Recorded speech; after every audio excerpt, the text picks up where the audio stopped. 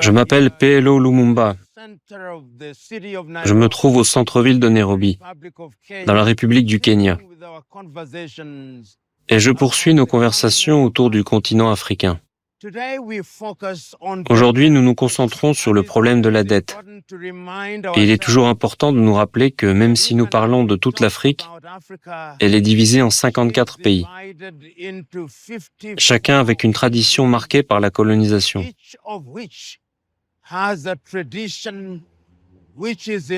D'un côté, nous avons les anciennes colonies françaises en Afrique de l'Ouest et en Afrique centrale. Et lorsque nous parlons d'elles, nous devons avoir en tête qu'en 1958, lorsque ces colonies ont été invitées à voter pour ou contre sous l'administration de Charles de Gaulle, certaines d'entre elles ont accepté de rester dans la sphère d'influence française, avec pour résultat que leurs économies sont contrôlées depuis Paris. Leur monnaie, le franc CFA, pour l'Afrique de l'Ouest et l'Afrique centrale, est contrôlée depuis Paris, et leur tradition d'emprunter est également gérée depuis Paris. D'un côté, nous avons les anciennes colonies britanniques,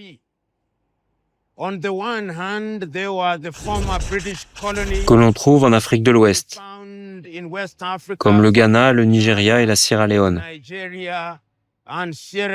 Et de l'autre côté, on retrouve également des pays comme le Kenya, l'Ouganda, la Tanzanie, la Zambie et le Malawi en Afrique de l'Est, qui étaient contrôlés par les Britanniques et qui, après avoir obtenu leur indépendance,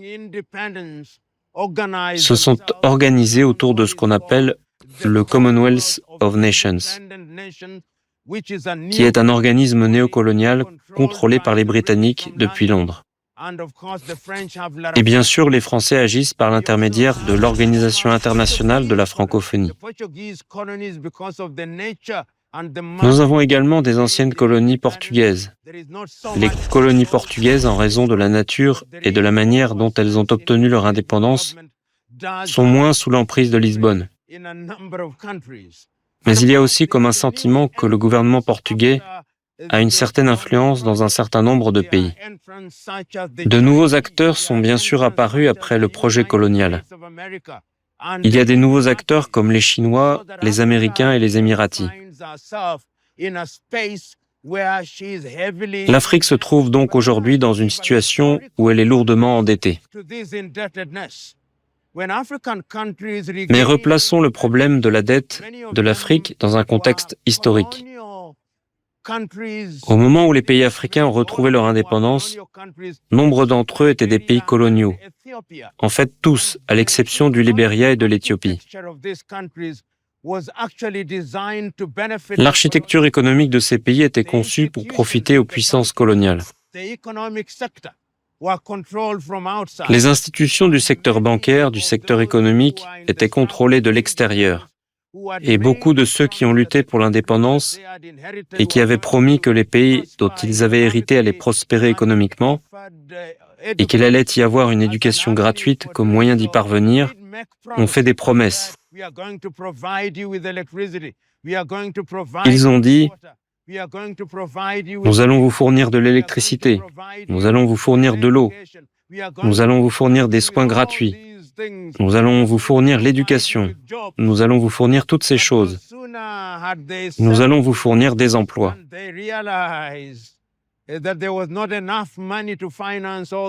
Mais à peine ont-ils occupé leur poste qu'ils se sont rendus compte qu'il n'y avait pas assez d'argent pour financer toutes ces choses. Et les institutions de Bretton Woods, le FMI et la Banque mondiale étaient prêtes à leur donner de l'argent. Les institutions créées par le Commonwealth étaient prêtes à leur donner de l'argent. Toutes ces institutions.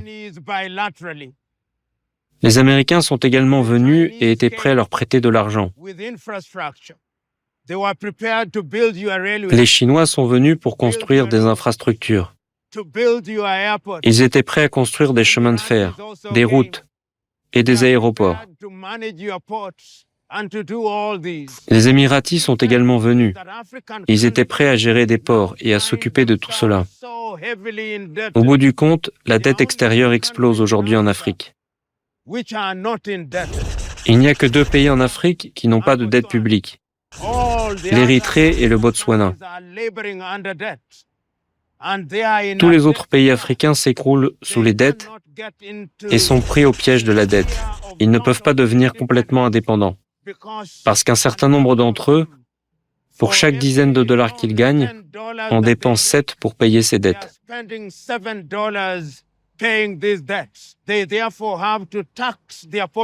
Ils doivent donc imposer des taxes à leur population.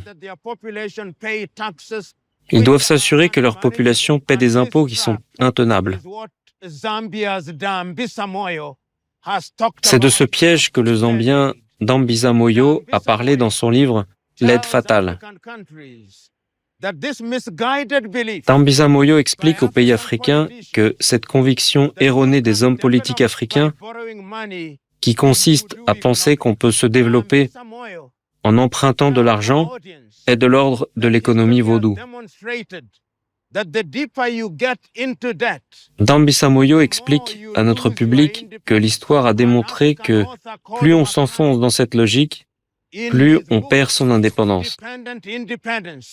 Un auteur africain, Seo Makame, dans son livre « L'indépendance dépendante », nous transmet son idée que tant que nous serons endettés, nous n'irons nulle part,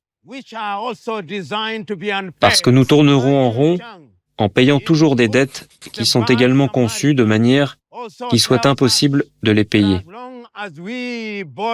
Ajun Chang, dans son livre « Les mauvais samaritains », nous prévient également que tant que nous emprunterons de l'argent aux mauvais samaritains, les Shylocks des temps modernes, nous ne connaîtrons jamais la libération.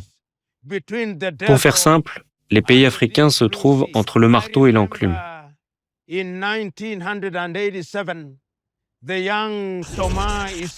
me souviens qu'en 1987, le jeune Thomas Isidore Sankara a assisté à une réunion de l'Organisation de l'Unité africaine à Addis Abeba en Éthiopie. Il s'est levé et a dit à ceux qui étaient prêts à l'entendre que le moment était venu de ne plus emprunter et de refuser de payer les dettes que nous avions contractées, car cela devait être considéré comme faisant partie des réparations. Bien sûr, ils ne l'ont pas écouté, et quelques années plus tard, ils ont tué Thomas Isidore Sankara. Mais cela ne s'est pas arrêté là. Quelques années plus tard, le président du Ghana que je respectais à l'époque, Nana Addo Dankwa Akufo-Addo, a prononcé un discours emblématique, au cours duquel il a déclaré « Le Ghana au-delà de l'aide ». Mais à peine installé dans le bureau, il a commencé à emprunter, démontrant ainsi aux Ghanéens et aux Africains qu'il n'est jamais facile de sortir des griffes des Shylocks que sont le FMI, des Shylocks que sont l'Union européenne, des Shylocks qui possèdent leur propre architecture des relations économiques internationales, où ils veulent maintenir l'Afrique dans un état perpétuel d'endettement. Et je dis à mes compatriotes africains, tant que nous ne nous débarrasserons pas de nos dettes, nous n'arriverons à rien. Car comme le dit le proverbe africain, celui qui dépend du lait de la vache empruntée ne pourra pas en profiter longtemps, parce que tôt ou tard, le propriétaire lui reprendra sa vache. Comme le disent les Akans au Ghana, celui qui dort sur le tapis emprunté ne pourra jamais dormir tranquille, parce que tôt ou tard, son propriétaire le reprendra. Nous, les Africains qui aimons toujours emprunter, avons trop longtemps profité du lait des vaches empruntées et dormi sur les tapis empruntés. Il est temps de se libérer de cette dette.